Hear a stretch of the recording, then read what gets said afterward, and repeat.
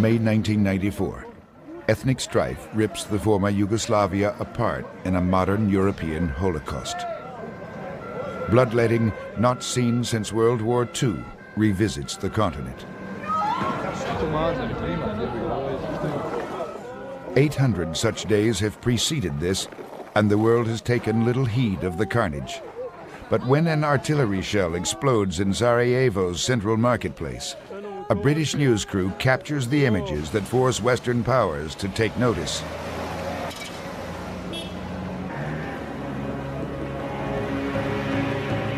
NATO leaders convene and confer, but take no real action.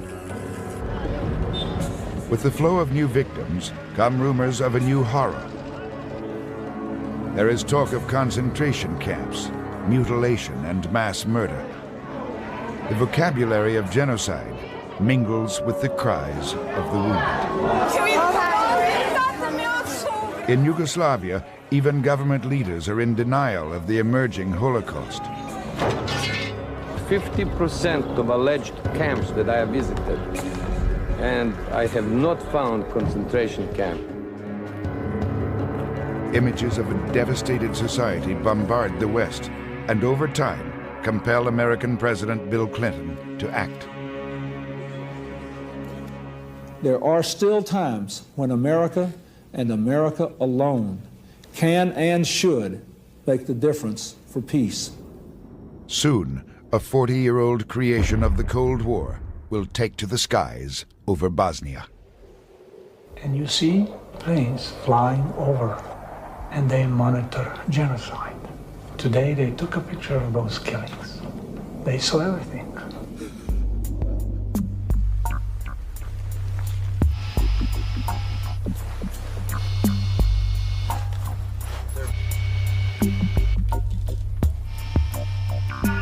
All right, coming down.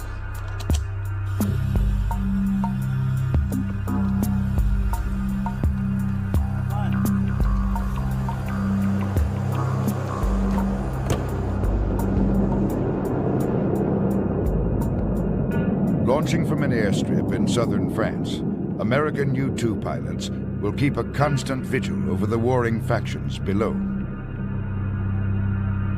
15 miles above the killing fields of the former Yugoslavia, the Lockheed Utility 2 carries out a mission little changed since it first confirmed the existence of Soviet missiles in Cuba over 35 years ago.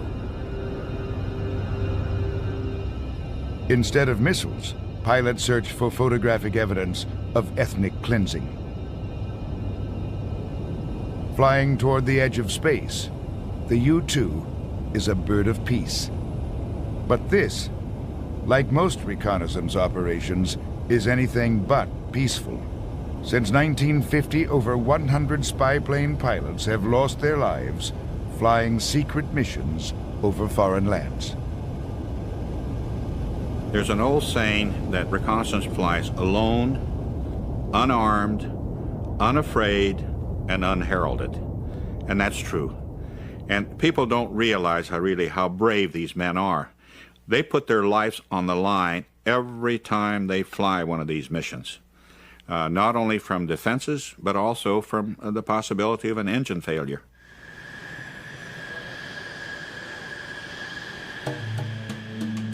We may never know the names or exact number of men lost. The U-2 is notoriously difficult to operate. Pilots call her the Dragon Lady. It is for good reason. The U-2 functions in what aviators describe as the coffin corner, a 10-knot window where if they fly any slower, the aircraft will stall, and any faster, and the plane will rip itself apart.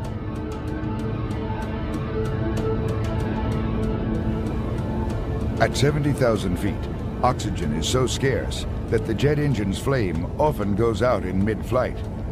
The plane is subsonic, no faster than most commercial airliners. An engine flameout threatens the best defense it has, extreme altitude. 15 miles above the Earth, the air is much too thin to breathe. Atmospheric pressure is nearly non-existent.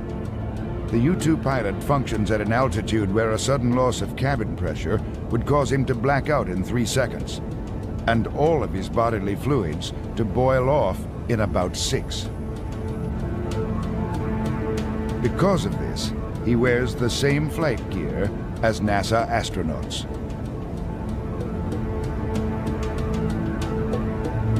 Straining to control the plane in the thickly layered suit causes pilots to sweat out up to 10 pounds every mission. Many who wash out of the U-2 program do so because they cannot handle the claustrophobic nature of the flight gear. Your vision is somewhat restricted, obviously. You can look pretty much over your right shoulder and left shoulder. You're a little bit removed from everyone else. You're now in kind of your own atmosphere, if you will, in your own little environment in there. And you hear the valves of the pressure suit as you breathe.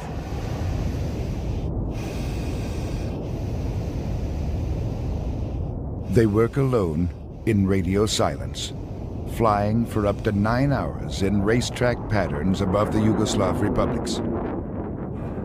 Along the way, they will gather over 2,000 photographic images of target areas pre-programmed into the plane's flight and optical computers.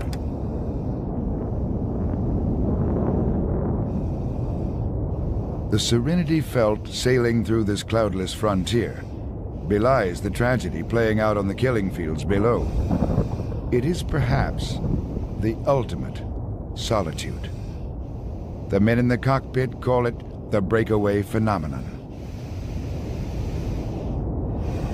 Flying at altitude is it's very peaceful.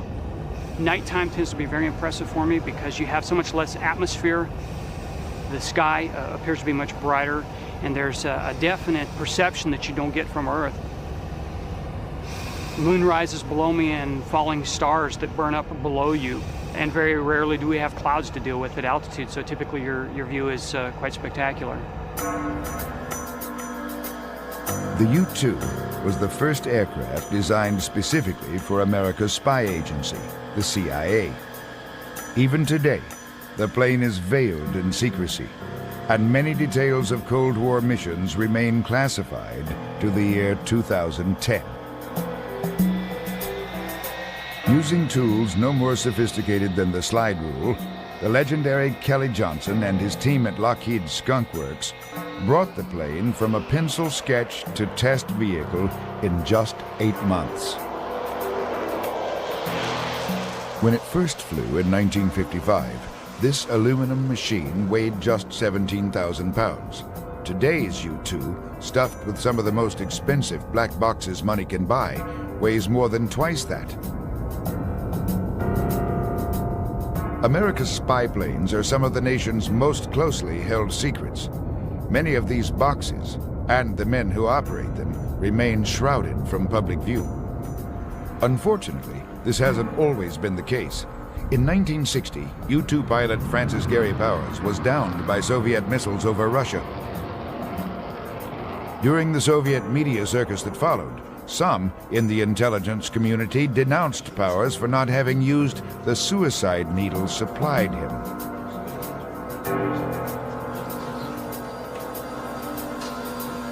Today's pilots still live in a black world. Whether or not the American spy planes can now evade an enemy missile is something even a retired officer will neither confirm nor deny. That you actually get a warning in the cockpit if you're being... I can't talk much about that. I can say, well, I can say that we knew that we were being tracked. I can say that, but I can't really talk anything about the systems.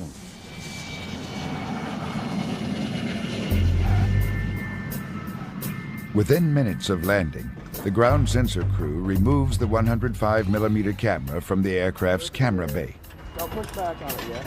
As always, timing is critical. Fluid teamwork ensures that the 2,000 photographs taken on this mission will be processed and printed in less than 90 minutes. If rumors are true, somewhere amidst the 10,000 feet of film lies evidence of a human tragedy more detestable than war itself.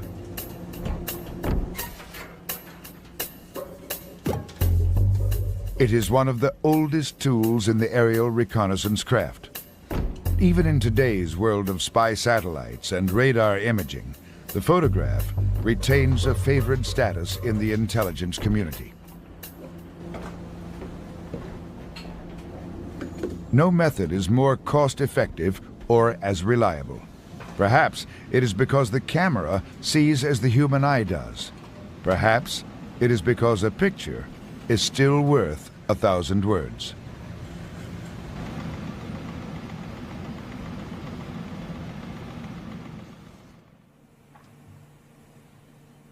At the photo interpreter's light stand, the first undeniable signs of genocide appear. A single U2 print typically covers a region of about 8 square miles. To the untrained eye, these wide-area views may seem innocuous enough. But the tools and techniques used at the CIA's National Photographic Interpretation Center leave little room for doubt. Able to magnify images 250 times, CIA photo interpreters are really highly skilled detectives. Detectives who combine what they see on the light stand with what they hear from operatives and eyewitnesses in Bosnia to create a complete intelligence picture. We in America have developed the analyst as the center of Central Intelligence, to look at all the information, not just the secret information, but everything, and then put it together and tell us what it means. By midsummer of 1995, U.S. officials are armed with the photographic evidence they need to publicly expose Serbian war crimes. On August 9th, CIA Deputy Director John Gannon testifies before Congress. What you're moving to now, Mr. Gannon, has been obtained in what way? This is aerial photography, U2. What intelligence has done, sir, is we have, at the end of this, been able to show you, quite apart from the human suffering, we have been able to show you a pattern that we can say with confidence that this pattern of abuse took place in over 3,000 villages of Bosnia. The presence of ground scarring and dump trucks corroborates the stories of mass graves told to reporters and relief workers by the survivors.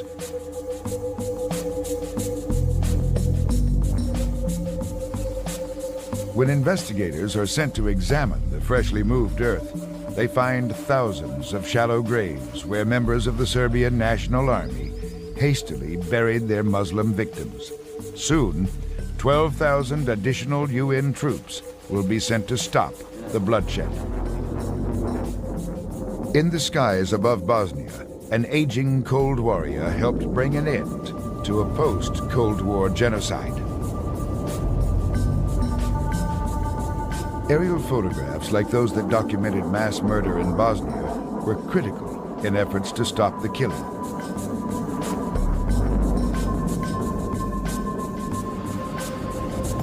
In today's aerial intelligence game, however, photographs alone often no longer suffice. You have first your standard photo. Okay, that's a black and white photograph. Now, the black and white photograph is good, but it doesn't penetrate foliage. Radar will penetrate foliage, and you can see what's going on the ground. For example, if a truck or tank is under the foliage, the radar will pick it up. Now then, you add infrared, you can see the tank, but the infrared will indicate that the tank is hot, that the engine is on. The U-2 has adapted well to modern times and is no longer restricted to photographic intelligence gathering alone. Some aircraft carry a special antenna that the pilots call C-SPAN 3. With it, photographic and radar images can bounce up to space and, via orbiting satellite, relay straight down to ground stations like this one in the California desert.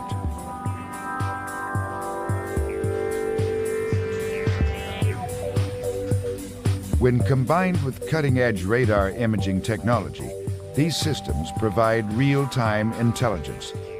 the ability to gather data over distant battlefields and within seconds convey it thousands of miles to political and military leaders at home. We're all used to being watched. All kinds of military and intelligence people are just perfectly used to the idea that the other guys are photographing us from space. And, you know, whether you like it or not, that's how we operate.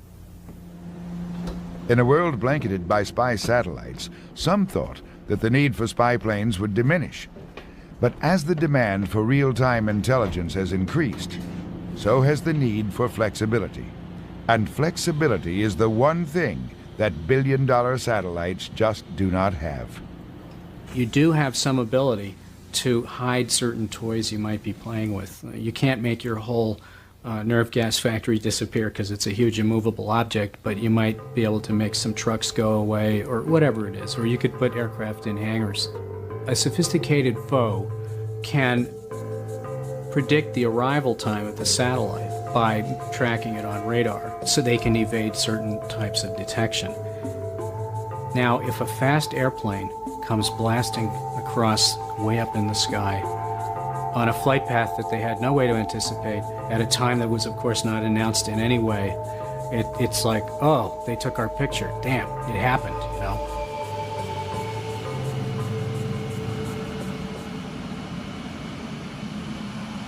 Because the Dragon Lady is so difficult to fly, U-2 drivers depend on the eyes of a second pilot, called a mobile, who follows behind them in a Z-28 Camaro. What we normally do is just slip in behind and just kind of sheepdog along behind the plane, make sure that he's not going to get himself into any problems with his taxi. Because the wingspan is so large, we need to keep a safety observer following the plane whenever it taxis around. It's very hard from the cockpit to see exactly where your wingtips and your outrigger wheels are. On some configurations, you can't see the outrigger wheels at all. This truck over here is the pogo vehicle. It's the crew that's going to go out on the runway and recover those outrigger wheels when they fall away during the takeoff sequence. Takeoff normally offset a little bit from the center line so that the crown of the runway doesn't make the pogos fall out too early. And on a lightweight aircraft like he's got, he'll be airborne by here easily. Pogo crew's coming out and removing the pogo pins, which releases small little teeth up in the wings that hold those things in. So they're able to free fall away now as soon as the wings start to flex up and create lift. Meanwhile, I'll take a look around the outside of the plane, look for obvious leaks, incorrect configurations, make sure the lights are working right, trim is set. Confirm, Canyon 5-2, clear for takeoff. Canyon 5-2, affirmative. Cleared for takeoff. Gonna run the power up to 80%. Check the engine instruments, release the brakes.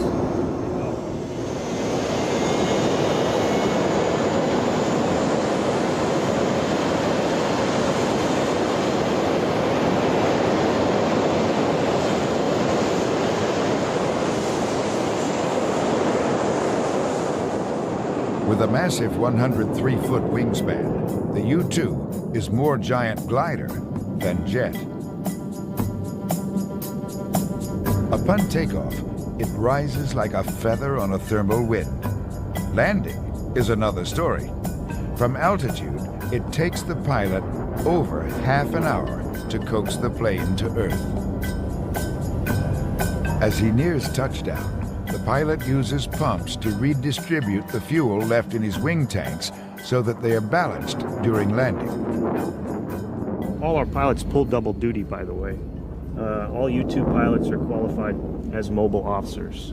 You usually will do about as many mobiles as flights. It's almost a one-for-one.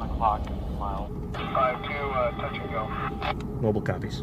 All right, he said he's going to touch and go on this one, so his fuel must be down low enough. The landings are very unique. There really isn't any instrumentation or anything that helps you land it. The little voice in your ear from the mobile gives you a good feeling for where the runway is, but the rest you kind of just have to get really zen with. And it's all out the window and very heavy stick and rudder kind of inputs required to get the plane onto the runway, because it's very heavy to fly down low at slow airspeeds. The visibility from the cockpit is not good, left and right. You don't have very much peripheral vision. That's what gives you your sense of sync. So that little voice from the mobile helps quite a bit also. It's very fun driving the car. It's a little hard to get used to running down the runway at an aircraft that's getting ready to land, though. It's inherently unnatural. 4, 3, 2, 2, 1, 1. It's a very challenging plane to land because it's obviously got that bicycle kind of configuration on the landing gear. So you've got to always land it tail wheel first, and you have to continually balance the wings because those outrigger wheels aren't there after it takes off. A sudden crosswind can tip the U-2 off-center. Even the most experienced flyers rely on reinforced skids on the wingtips.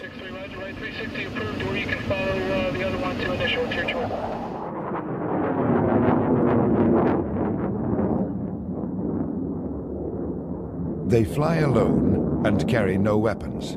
Instead, recon pilots depend on 3 crucial means of survival: surprise, altitude, and sheer speed, something the U-2 has never had. Over 35 years ago, Gary Powers was knocked from the sky by a Soviet missile traveling twice the speed of sound. It was at that moment the CIA began their quest to fulfill this need for speed. Soon, American designers launched their newest Black project, one that would create an aircraft able to fly faster and higher than any Soviet missile technician could ever dream. The SR-71 Blackbird. This biplane would be part aircraft and part spaceship, a machine that would travel over 3 times the speed of sound and reach altitudes greater than 90,000 feet.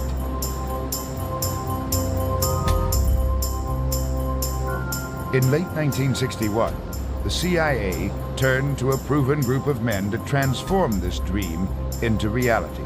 Soon, Kelly Johnson and his Lockheed's Skunk Works team are again hard at work. In a pre-computer age, they create an aeronautical marvel 3 generations ahead of its time. I'm a little bit surprised that Kelly Johnson even had the audacity to attempt anything as difficult as this when the likelihood of failure is so great.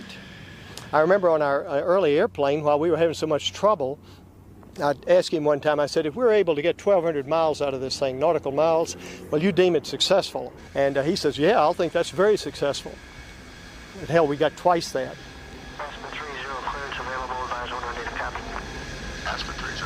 What they got was the fastest aircraft ever built.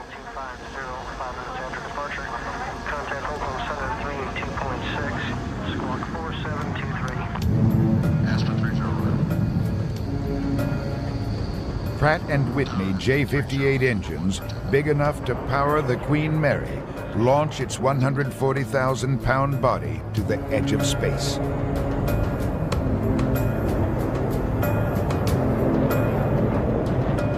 The bullet from a high-powered rifle leaves the barrel at about 3,000 feet per second. On a routine mission, the Blackbird travels faster, 3,200 feet per second, for up to 90 minutes at a time. No matter how serene it may look, this kind of speed requires unyielding precision. You know, Mach 3, boom. The turn radius is something like 100 miles, and they have all these critical fuel problems and other stuff. And so it's not a very spontaneous experience. These are carefully planned, choreographed missions. With the thunderous clap of a sonic boom, the Blackbird hurtles through the frigid atmosphere, leaving a fiery tail of shock diamonds in its wake. At 2,200 miles per hour, the aircraft becomes superheated from the friction created as the air rushes by. and indicating Mach 3.0 at this time. When you go Mach 3, the amount of heat that the whole airframe, everything experiences all this heat, and nothing that they have at the store works. You know, there's no paint, no rubber, nothing. You know, metals, plastics, all this stuff is useless. And they just had to go through so many contortions to make every single part of the plane tolerant of these extreme temperatures. Temperature affects everything on this airplane. The average person probably is not cognizant of that fact, but the faster you go, the harder things get. The Lockheed jet is 9/10 titanium, and when they build it, the CIA uses a phantom company to buy the material from the world's largest supplier, the Soviet Union.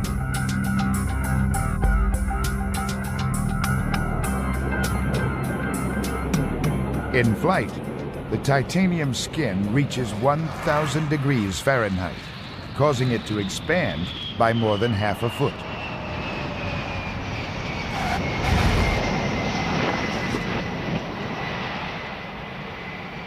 This heat-induced expansion posed a real challenge to the Skunk Works team. When in design they found that the aircraft was heated and then cooled, then the titanium skin would buckle and not return to shape. And they found by longitudinally corrugating the wing and fuselage parts of the aircraft, then the aircraft could go through the heating cycle, cool back down, and return to shape. One of the puzzles of extreme heat was never really solved. Sealants for the fuel tanks. They never came up with a polymer that would seal the joints in the skin panels that hold the fuel in, so the blackbirds sit on the ground and weep. That seems silly. You can look, oh, these stupid guys back in the 60s didn't know what they were doing. There's still no plastic, you know, that can get to 700F and not turn into burnt hot dog oxide. Once at altitude, the heated skin stretches, sealing the aircraft's fuel cells. But as hot as the Blackbird gets, its heat signature remains low. Built to avoid the passive sweep of Soviet radar, the aircraft, larger than a Boeing 737, was a milestone in early stealth design. The inward canted tails, the chines that go along the sides, and the materials. In the leading edges, there's asbestos and some composites tucked in wedge-shaped sawtooth patterns into some of these surfaces. And the idea of that is to gobble up radar and not reflect it back. I've been told that the Blackbird has a problem on its belly. It's got a belly that has kind of like a boat hull, and that during a shallow turn it may send a great big reflection down at some radar. But it's got a lot smaller radar cross-section than it would have if they hadn't taken precautions to invest in some early stealth work. In its 30 years of service, only 150 aviators have qualified to fly the SR. It is an elite fraternity.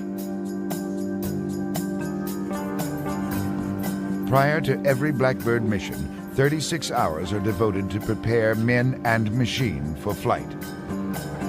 One of the most valued traits is maturity. Lieutenant Colonel Mike Finan is 43. All who enter the program must meet one fundamental requirement. They must be married. Most importantly, they must be physically fit. Mach 3 flight challenges both mind and body. At altitude, even a simple toothache can lead to blackouts. The job of preparing the pilots falls to men like Sergeant Lee LeBrier. This is the S-1031C full pressure suit. What it does, it gives the pilot his own environment to survive in case of an ejection or a rapid decompression at altitude. With the SR flying around 80,000 feet, at that altitude, if he were exposed to the environment, all the fluids in his body would evaporate and he wouldn't last more than probably about 5 seconds. So what we do is we give him this suit, and what it does, it keeps him in his own sealed, safe environment. The helmet itself is one size for all the crew members. What we do is we vary the thickness of the helmet liner itself. It has earphones in it for communication. Of course, his microphone, which he can adjust from the outside of the helmet. This is called the face seal. As he cranks his handle here, it pulls the face seal against his face while pushing the helmet liner itself against the back of his head. And what it does, it actually seals around his entire face, and the whole front of the helmet is oxygenated. Every time he inhales, the regulator senses that and pumps oxygen in through these holes, which serve a dual purpose. What they do is they spray air across the visor, which of course has to be down to provide the seal for the suit itself. So it prevents the visor from fogging, and he's only given oxygen as he needs it. So when he exhales, the regulator stops pumping oxygen into the helmet. Lean forward, sir. Men preparing for high-altitude flight must breathe pure oxygen for at least 1 hour before launch to remove all the nitrogen from their blood. This reduces the possibility of the bends. 115? When you put a person in the airplane, the cost and weight and complexity goes up hugely, because along with a person, you have all this life support stuff. You maybe you're pressurizing the thing. You've got ejection seats. You've got all these instruments and controls and all kinds of stuff that's geared to the person, not to the airplane. The two-man crew is essential to success. Soon, pilot and reconnaissance systems officer, or RSO, will be traveling faster than a speeding bullet while operating some of the most sophisticated intelligence apparatus ever built. They are, in effect, the Blackbird's central nervous system. 2 brains, 2 pairs of eyes, 2 sets of hands. Without them, this mass of metal and electronics could not function. Something that's different about flying the SR-71 is the absolute and total man-machine integration. People talk about strapping an airplane on, but I don't believe you strapped an airplane on until you snapped your spurs into the ejection seat, and you hooked up your life support hoses, and you've been given that responsibility. Before flight, each of the SR's huge power plants requires a jump start from 2 454 cubic inch Chevy engines.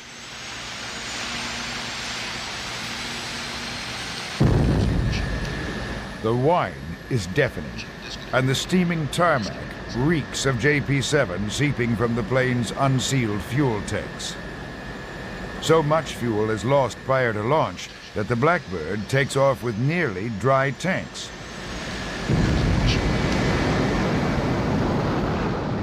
The SR must join with a waiting tanker just minutes into flight.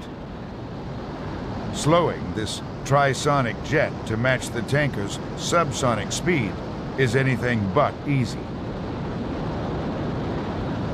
It is a very difficult task for the pilots. That is one of the things that washed people out of the program more than any other part of the regime.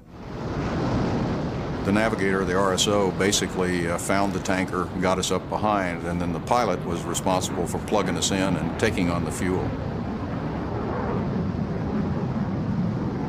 The other thing is that the tanker is very heavy, and at the beginning of the track, the SR is very light. So the SR, it has to slow down because the tanker can only go so fast.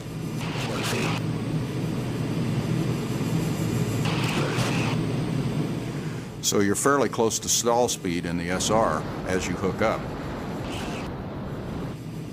As I said, one of the few things that washed people out of that program was the inability to stay in behind that tanker. As the fuel is transferred into the SR and the tanker begins to accelerate, that helps, but because you keep getting heavier, you stay fairly close to the stall speed all the way to the end.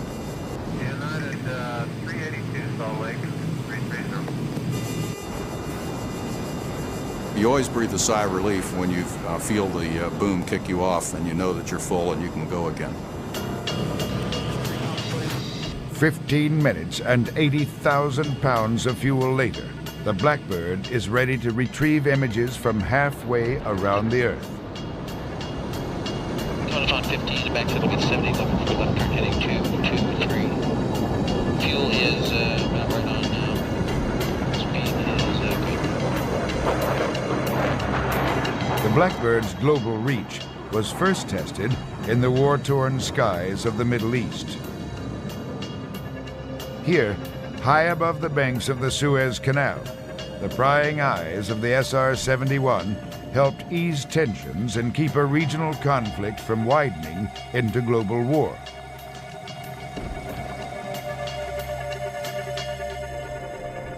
October 6, 1973.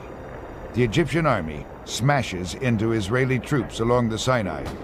The attack is sudden, ferocious, and well executed. The Israelis are caught woefully unprepared by the assault.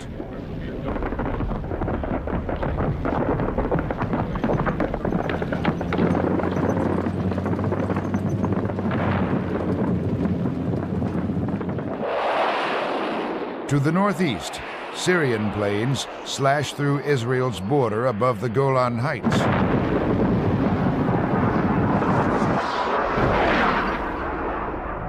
The Arabs are intent on reclaiming land lost to the Israelis in 1967. Obviously, the outbreak of the war by the Egyptians and Syrians was a surprise, and it should not have been. It was the result of a very clever deception that President Sadat had run. He had run his troops up to the canal sort of regularly every month, saying that this was a reinforcement of the canal and just an exercise as how to do it. So when it happened the 10th time, why, it really didn't evoke that much interest. Our intelligence, everybody's intelligence, failed to see through this plan of Sadat's.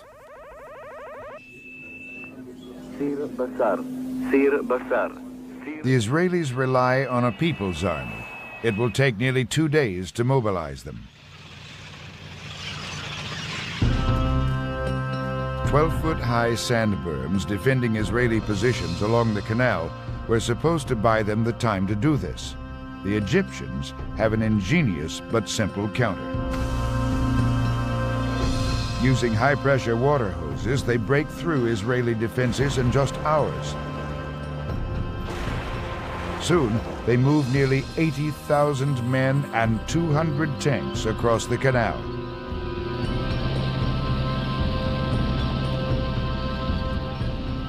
Nothing but open desert and a small Israeli force lies between the Egyptians and Tel Aviv. The Egyptian and the Israeli armies were almost eyeball to eyeball. And one of the things that we spotted was Scud missiles. And at the same time, we saw that the Israelis were pulling some of their Jericho missiles out of their igloos. So now the escalation was that you could go nuclear. As the Israelis threaten nuclear escalation, both Americans and Soviets seek to lower the flame on what is soon called the October War. Just days before the assault, Soviet Premier Brezhnev had secretly launched a satellite to monitor events and aid his Egyptian allies. In response, President Richard Nixon soon orders American SR-71s to prepare for missions of their own.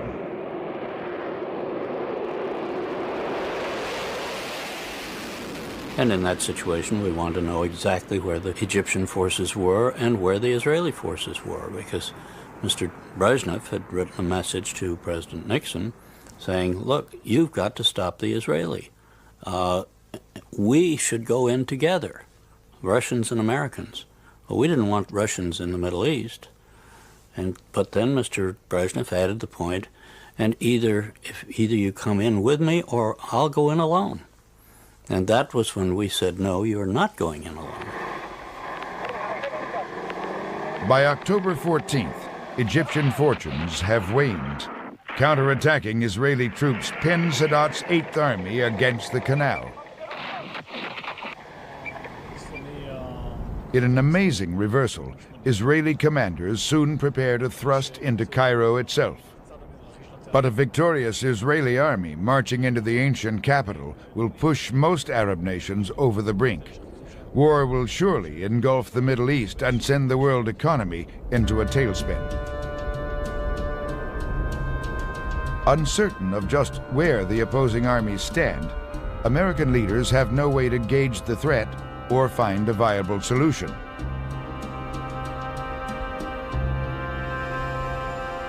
Back in America, the SRs are given the green light. Secretly flown from California to Griffith Air Force Base, New York, ground crews prepare their birds for the longest mission ever. Only personnel with the need to know are informed of the real purpose of the Blackbird's presence. While we were in Griffiths, it was a very interesting atmosphere because none of the people, the general public or even the average military guy on base, had any idea why we were there. The reason that was explained was that we were conducting training missions and trying out some new equipment. The only thing that made it unusual is that we were sleeping all during the day and staying up all night, so anybody that was watching would know that there was something unusual going on, but they probably would only have thought it was a night flight. So it was interesting from our perspective because we would see our friends, other Air Force people there that weren't connected with the program, and carry on normal conversations, and they would be asking us about how the equipment was working and those kinds of things, and yet we knew inside that we were basically preparing for these very important missions. So it was just kind of an interesting dichotomy. Neither Arabs nor Israelis have been told of the impending overflights. The American planes have been denied the use of airstrips in England. The British are fearful of antagonizing the oil-rich Arabs, thus adding a transatlantic crossing to an already difficult job. The primary thing was that we were flying from the east coast of the United States over a lot of water to get to the areas that we were conducting the reconnaissance. Tremendous pressure in terms of knowing that if anything went wrong, you could be in headlines tomorrow. So the areas that we wanted to conduct the reconnaissance over, there were a lot of politically sensitive borders that you wanted to avoid. So flying those missions required a lot of concentration. The navigation system provided you all the information you needed in order to be exactly where you wanted to be, but there was a little extra concentration on our part in order to make the take good.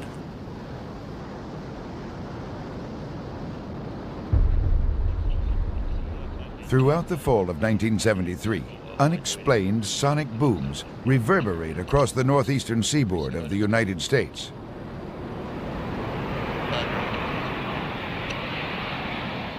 Local newspapers report them as meteoric disturbances.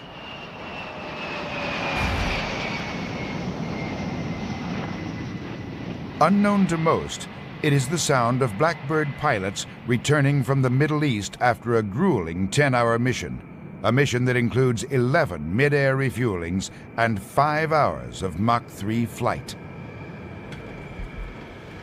The Blackbirds bring with them an incredible bounty. Their cameras can survey an enormous area, 100,000 square miles in a single mission. Incredibly, the Americans decide to share these images with all of the parties involved, Egyptians, Israelis, and Syrians. Soon, hundreds of photographs are sent to leaders in Cairo, Tel Aviv, and Damascus. To my knowledge, this is the first time we've ever given photography, which is considered highly sensitive to both sides. You had people in the agency that were violently opposed to allowing the film from cameras that were top secret to be obtained by a potential adversary, basically. Not only that, they were opposed to the sharing, saying that if this material gets out, then people know the capabilities of our systems, then they can take countermeasures. That's always a danger. No one will speak of the capabilities of cameras because if they know that you can see objects, say, 2 feet on the ground, then they're going to take camouflage, concealment, and deception methods. Peace in the Middle East was worth the revealing of our camera capabilities. By October 23rd, a ceasefire is in place. The pictures serve as evidence that neither side is engaging in a military buildup. It is hoped that they will ease tensions and maintain the peace. By 1974, a new commander-in-chief supervises Blackbird flights over the Sinai. CIA officials use a diorama in briefing President Gerald Ford on the situation. These are real big boards. And there was a complete map of the Sinai. And it would show the battle lines. It would show the where the concentration of tanks were. It would show the results of airstrikes. It was a very comprehensive thing. All the information that we could possibly squeeze out of the SR-71 mission was squeezed out.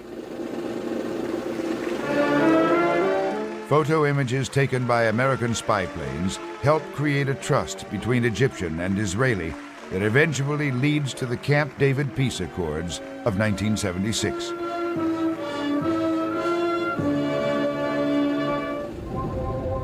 American aircraft maintained that trust to this very day. By United Nations resolution, overflights of the Sinai continue, and the intelligence gathered is still shared. Ironically, the mission is now carried out by the Blackbird's predecessor, the U-2. Advances in satellite technology, budget cuts, and the end of the Cold War have led critics to claim that this spy plane's days are numbered.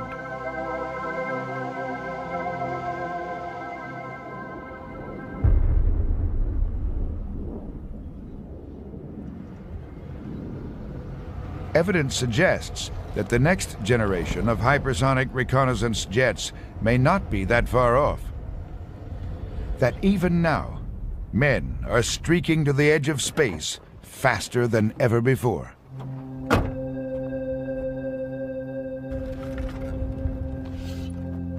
Hundreds of seismic recorders buried in the desert around Los Angeles serve as an early warning system for earthquakes. Since 1991, the recorders have been rocked by unidentified sonic booms originating hundreds of miles off of the California coast. Scientists of the U.S. Geological Survey have discovered the unique and indelible mark that these sonic booms have left in their wake. If something is traveling very high over the area, the footprint of the sonic boom is also going to be very wide. That's one reason we think that whatever is causing this large sonic boom is traveling relatively high, because the boom was felt all over the coastal area, and we recorded it over quite a wide area here. One reason that we're very good at identifying sonic booms is that we see the space shuttle land here several times a year.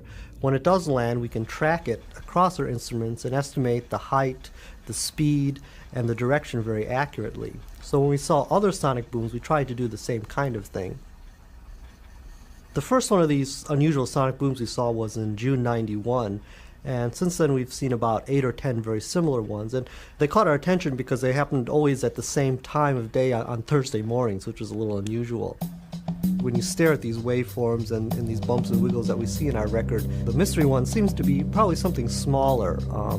The frequency content is different, and it doesn't have that very characteristic N wave that we see very often for the shuttle or the SR-71. These people may have got a glimpse, some of them, of something being tested that maybe will be built someday, or maybe it was a loser, or maybe the funding didn't come through. Who knows? For example, it could have been a meteorite, but the fact that it's always coming on Thursday morning probably rules out that possibility.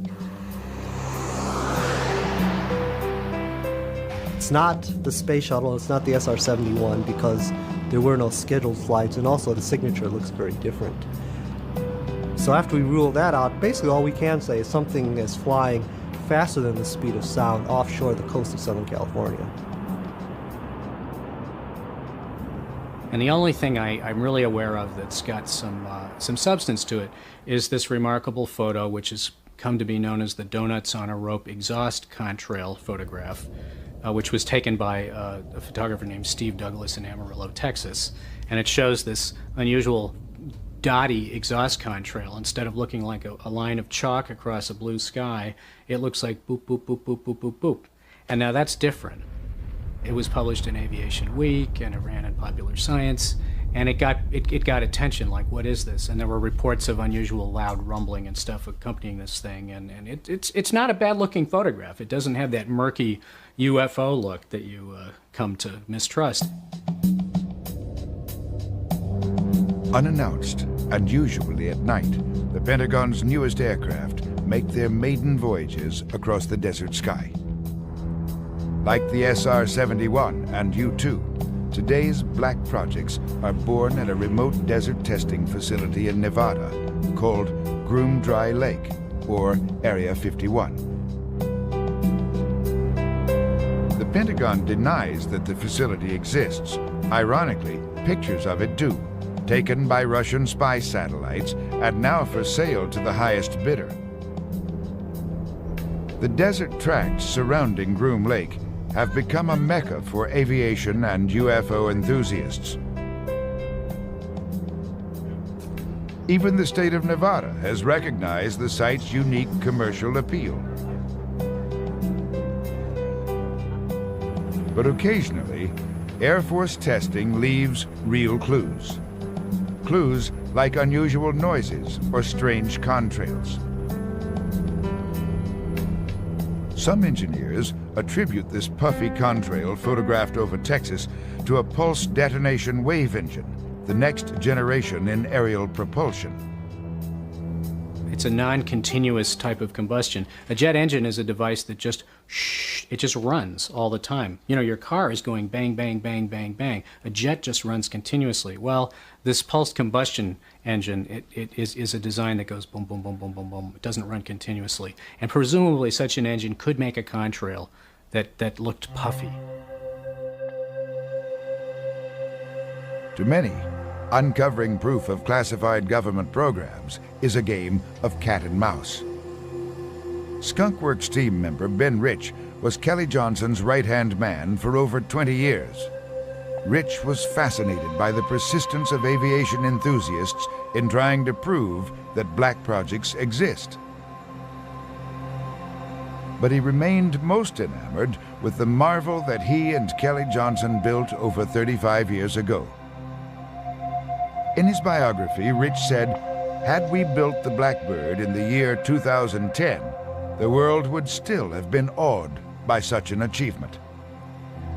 Just before his death, he refused to comment about future projects on the Skunk Works agenda, and when asked about the Donuts on a Rope photograph, he left only questions behind. And so I said, you know, Ben, this is the one really intriguing thing that's sort of a piece of evidence. And I said, what am I supposed to make of this? And he said, well, Stu, for you and I to talk about that anymore, you'd have to have a need to know. Like most Cold Warriors, the Blackbird faces an uncertain future. More than once, it has been retired, only to be pulled back into service in a time of need. Those who flew the SR say that no satellite will ever match its flexibility. They say that without a high-speed reconnaissance aircraft, America will be left wanting.